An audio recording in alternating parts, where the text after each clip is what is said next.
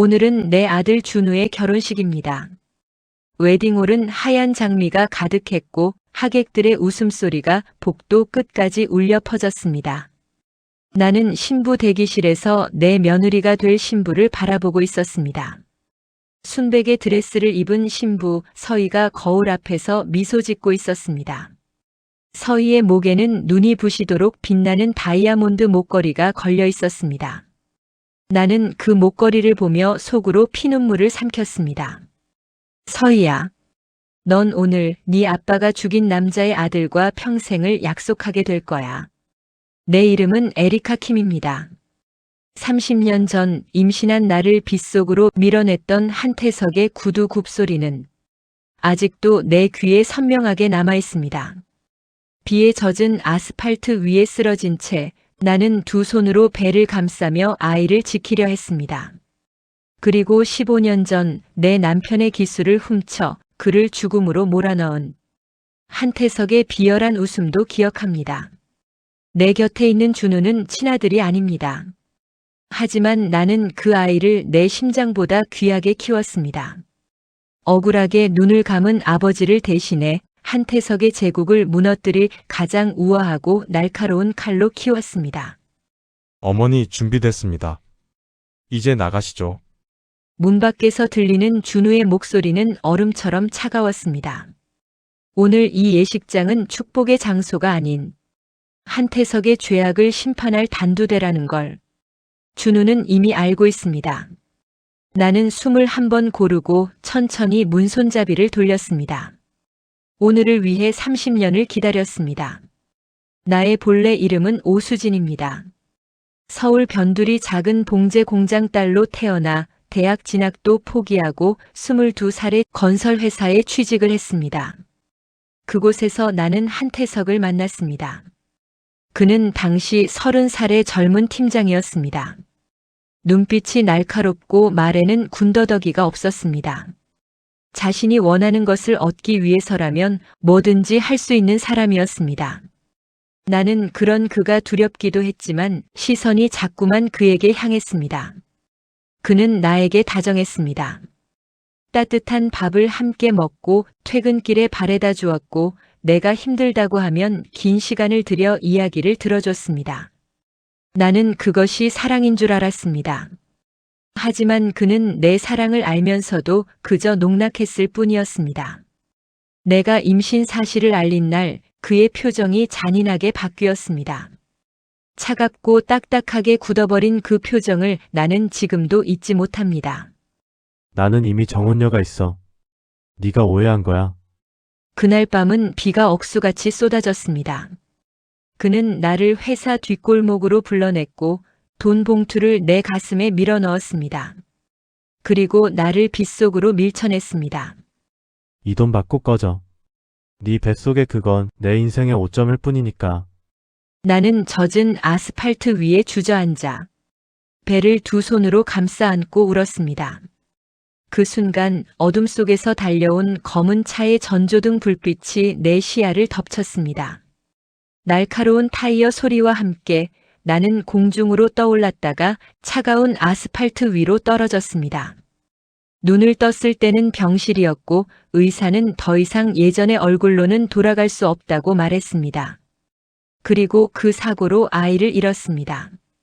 수없이 이어진 수술 끝에 나는 완전히 다른 얼굴로 다시 태어났습니다.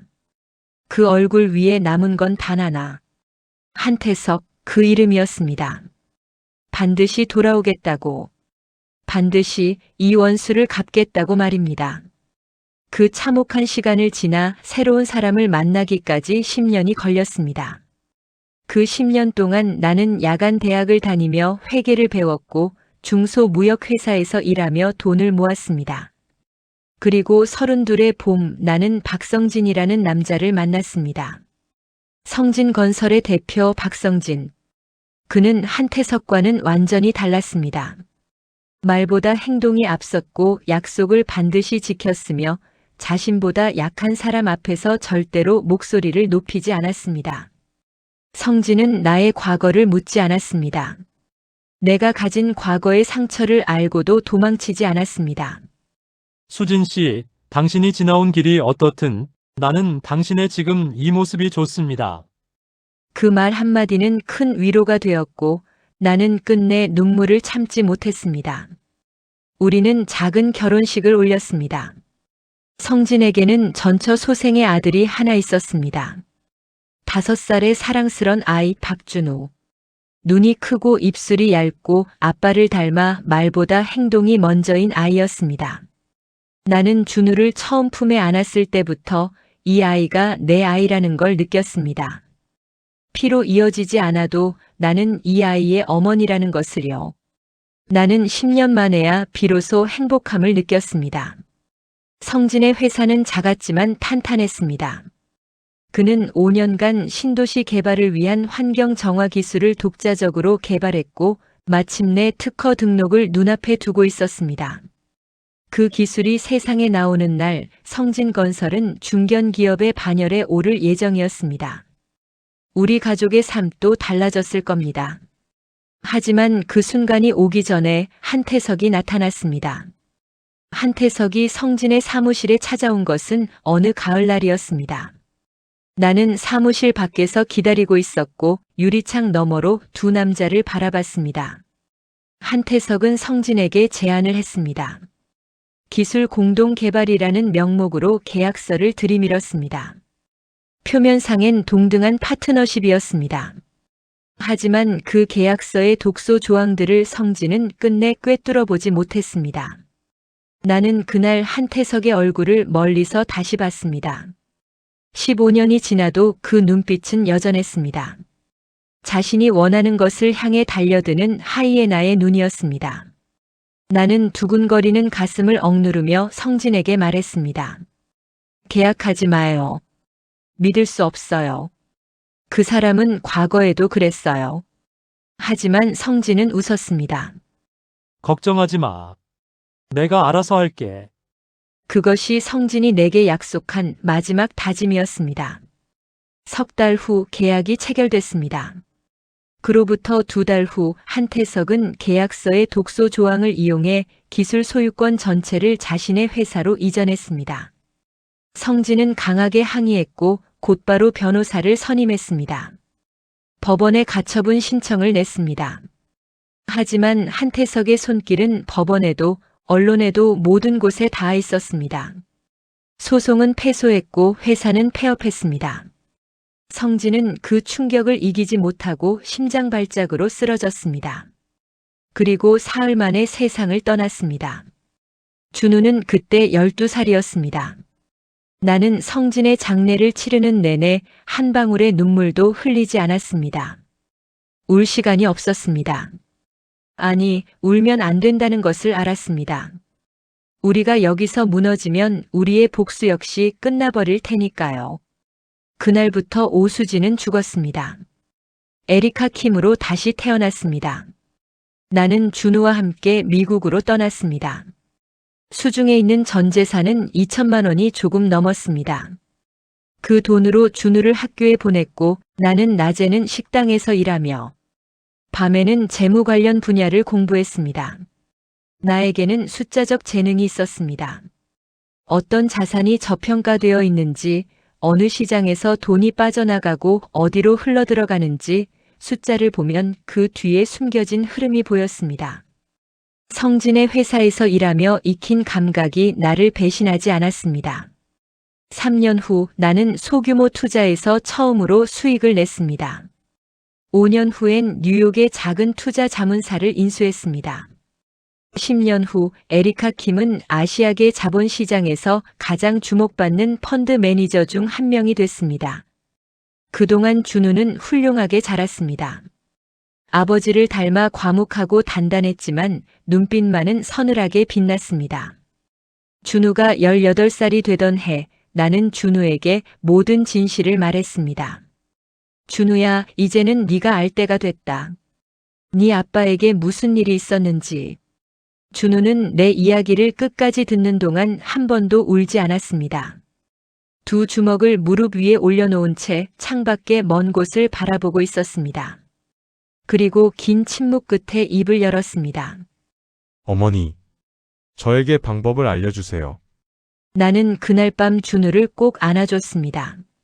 준우가 복수를 품는 것도 두려웠지만 아버지의 원수를 잊은 채 살아갈까봐 그게 더 두려웠습니다. 우리가 다시 서울로 돌아온 것은 준우가 30살이 되던 해였습니다. 그 사이 한태석의 제국은 더욱 거대해져 있었습니다. 성진에게서 빼앗은 기술을 바탕으로 신도시 개발권을 따냈고 그 자금으로 부동산과 금융업에까지 사업을 확장했습니다. 나는 해외 자본을 움직이는 거물 투자자로 먼저 이름을 알렸습니다. 에리카 킴이라는 이름이 제게에 퍼지기까지 반년이 걸렸습니다. 준우는 나의 가장 예리한 칼이었습니다. 그는 한태석이 사활을 걸고 있는 신도시 개발권의 핵심 지분을 소유한 펀드 매니저로 화려하게 등장했습니다. 탐욕에 눈먼 한태석이 우리를 찾는 데는 그리 오랜 시간이 걸리지 않았습니다. 그리고 정확히 반년 후 한태석 쪽에서 먼저 만남을 요청해 왔습니다. 나는 처음 그를 만나는 날 아침부터 거울 앞에 섰습니다. 거울 속에는 30년 전 빗속에서 처참하게 무너졌던 오수진이 아닌 차갑고 세련된 거물 투자자 에리카 킴이 서 있었습니다. 그는 나를 보자마자 반색하며 두 손을 내밀었습니다. 에리카 대표님, 이렇게 직접 뵙게 되어 정말 영광입니다. 그 손을 잡으면서 나는 심장이 얼어붙는 것을 느꼈습니다. 15년이 지났어도 기억이 생생합니다. 성진의 어깨를 두드리며 파멸의 계약서를 내밀던 바로 그 손이었습니다. 나는 세상에서 가장 우아하고 따뜻한 미소를 지으며 입을 열었습니다. 저야말로요, 한 회장님. 오래전부터 이런 자리를 기다렸습니다. 30년 전 빗속에서 자신이 밀어냈던 수진이 지금 바로 눈앞에 있다는 것을 그는 꿈에도 몰랐습니다. 미팅은 공식적인 투자 요청이었습니다. 하지만 한태석은 준우의 능력과 나의 자본을 동시에 노리고 있었습니다. 만남이 반복될수록 투자 회의는 사적인 식사 자리로 변했고 대화도 가족 이야기로 옮겨갔습니다. 에리카 대표님, 다음에는 가족끼리 편하게 한번 보는 게 어떨까요? 그가 와인 잔을 기울이며 자연스럽게 정략 결혼을 내비쳤습니다. 나는 한태석의 욕망을 기꺼이 이용하기로 했습니다. 준우는 서희를 만났습니다. 그리고 서희는 준우의 다정함에 마음을 빼앗겼고 두 사람은 어느새 결혼을 약속한 사이가 되어 있었습니다. 상견례는 압구정의 고급 한정식집에서 이루어졌습니다. 한태석은 아내 최정숙과 딸 서희를 데리고 나왔습니다. 나는 준우와 함께였습니다. 서희는 아버지와 달리 눈이 선했습니다. 화려한 집안에서 자랐지만 겸손했고 준우를 대하는 태도도 단정했습니다. 그 아이를 보며 나는 가슴이 아팠습니다. 서희는 아무런 죄도 없었으니까요. 하지만 그것을 생각할 여유가 나에게는 없었습니다. 한태석은 식사 내내 준우에 대한 애정을 드러냈습니다. 대표님, 준우처럼 믿음직한 인재를 사위로 맡게 되어 정말 든든합니다. 그리고 지나가는 말로 덧붙였습니다. 준우 아버님도 건설 쪽에 계셨다면서요? 사업이 잘 안 되셨다 들었는데 사업이 참 어렵죠. 준우의 손등에 핏대가 섰습니다. 나는 테이블 아래에서 준우의 손을 꽉 잡았습니다. 참아야 한다, 준우야. 더 높이 올라간 다음에 떨어뜨려야지. 준우는 겸손하게 웃으며 대답했습니다. 장인 어른의 그 결단력, 제가 꼭 배우고 싶습니다. 그것은 일종의 다짐이었습니다. 한태석이 남의 것을 빼앗을 때 썼던 그 잔인함을 그대로 돌려주겠다는 선전포고 말입니다. 결혼 준비 기간 동안 준우는 한태석의 회사 심장부로 파고들었습니다. 태석은 자기 친아들보다 준우의 명석함을 더 신뢰했습니다. 준우의 일처리 방식이 마음에 들었고 보고서 하나하나가 정확했으며 무엇보다 흠잡을 데가 없었습니다. 준우는 그 신뢰를 발판 삼아 물밑에서 계획을 실행했습니다. 태석이 숨기고 싶어하는 비자금 루트를 추적했습니다. 15년 전 성진에게서 빼앗은 신도시 개발권에 얽힌 불법 서류들도 하나씩 수집했습니다. 회계 자료를 분석하고 전직 직원들을 조용히 만났고 태석의 오래된 서류들을 되짚었습니다. 어느 날 밤 태석이 준우를 비밀 서재로 불렀습니다. 준우야, 이 인감도장이 내 생명줄이다. 이제 네가 관리해라. 태석이 준우의 어깨를 토닥였습니다. 준우는 태석의 숨결에서 나는 비릿한 탐욕의 냄새에 구역질이 났습니다. 그럼에도 그는 웃으며 인감도장을 받았습니다. 그것은 아버지 박성진을 죽음으로 몰아넣었던 바로 그 도장이었습니다. 준우는 그날 밤 내게 전화를 했습니다. 목소리에는 어떤 흔들림도 없었습니다. 어머니, 이제 중요한 열쇠는 모두 손에 넣었습니다. 나는 수화기를 쥔 채 오래된 사진 한 장을 꺼냈습니다. 성진의 사진이었습니다. 준우 아빠, 조금만 기다려요. 서희는 준우를 진심으로 사랑했습니다. 준우의 말 한마디에 웃었고 피곤해 보이는 날이면 말없이 곁을 지켜주었습니다. 하지만 준우가 그녀를 바라보는 눈이 항상 서늘했다는 것을 서희는 미처 눈치채지 못했습니다. 사랑하는 사람을 보는 눈이 아니라 목적이 있는 사람의 눈이었다는 것을요. 결혼식 전날 밤이었습니다. 서희는 준우의 서재를 정리하다가 낡은 서랍 안에서 사진 한 장을 발견했습니다. 두 남자가 함께 찍은 사진이었습니다. 한 남자는 자신의 아버지 한태석, 다른 한 남자는 모르는 얼굴이었지만 사진 뒤에는 이름이 적혀 있었습니다. 박성진. 그리고 한태석의 얼굴엔 붉은 X자가 선명하게 그어져 있었습니다. 서희가 사진을 보고 충격에 얼어붙어 있을 때 준우가 서재로 들어섰습니다.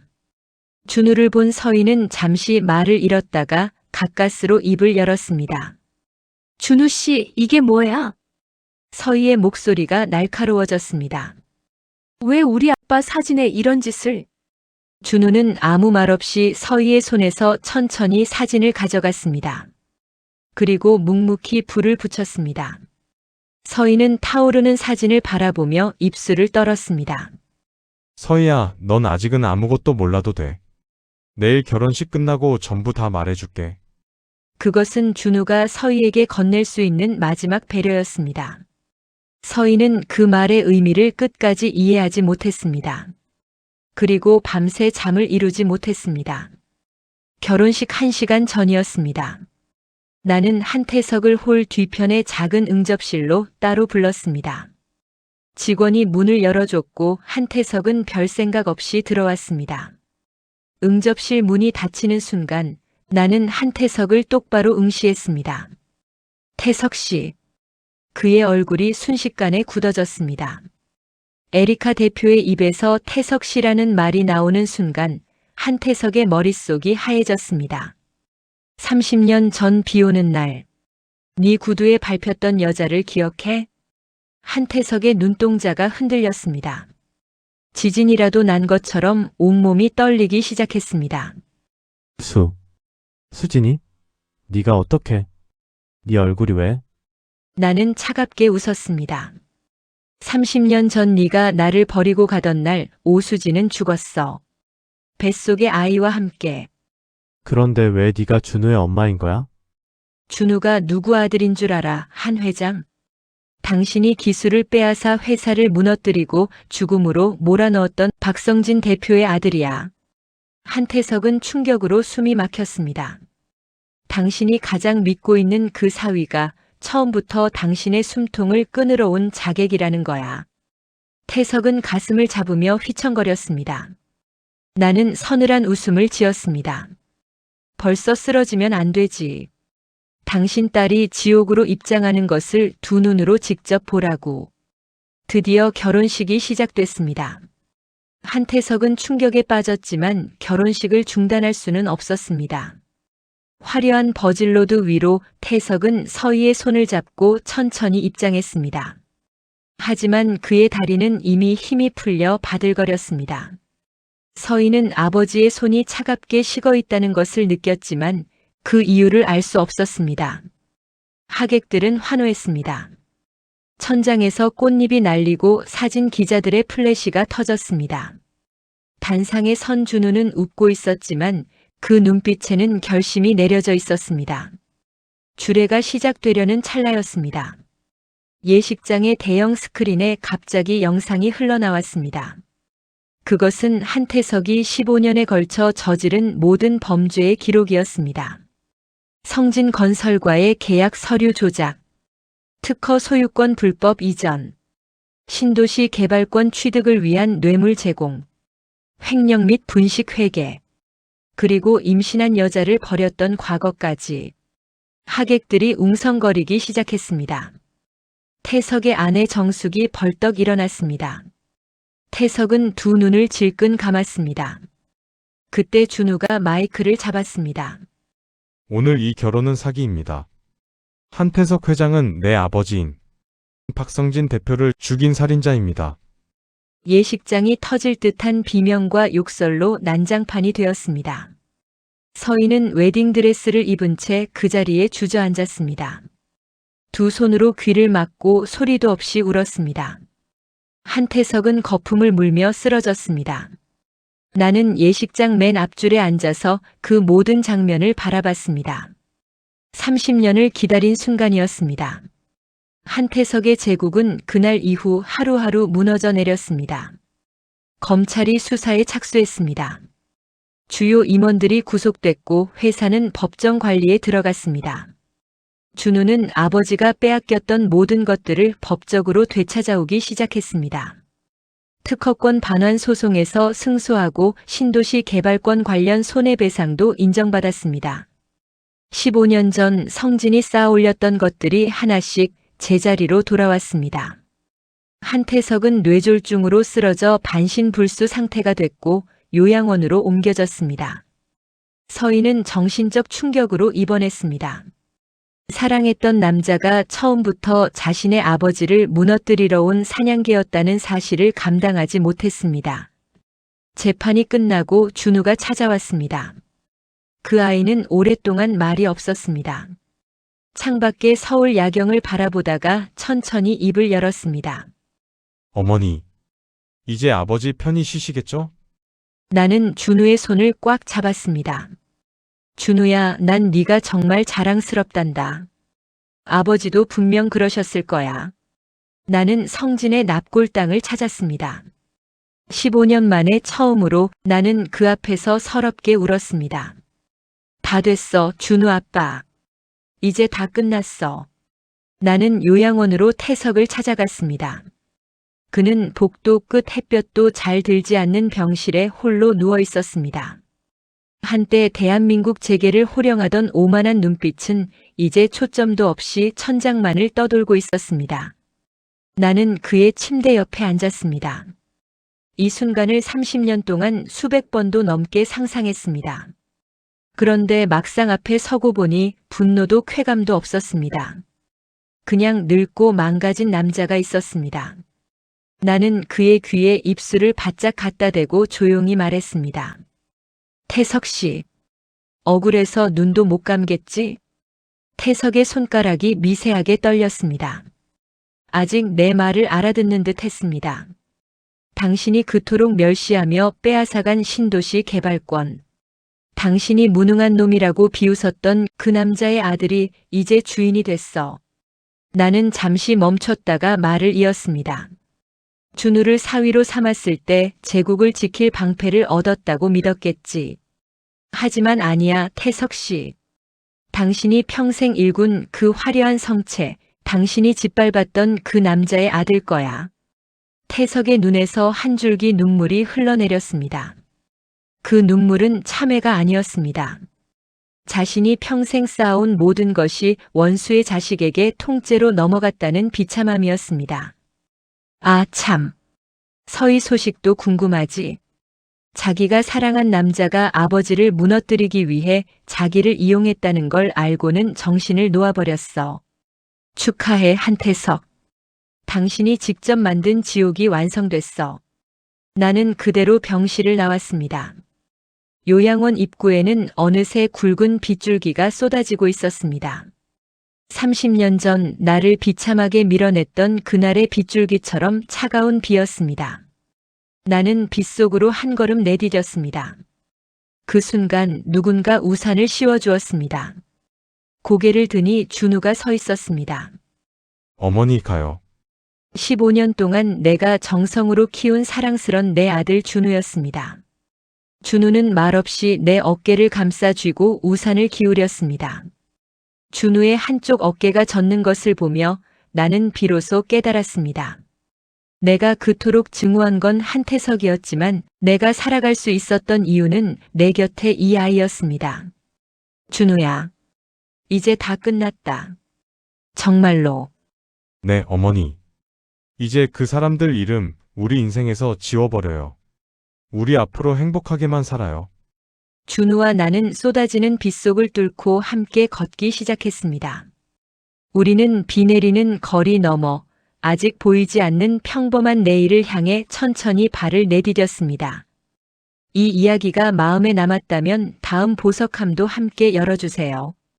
구독과 좋아요, 알림 설정 부탁드립니다. 다음 보석함 속 빛나는 이야기도 기대해 주세요.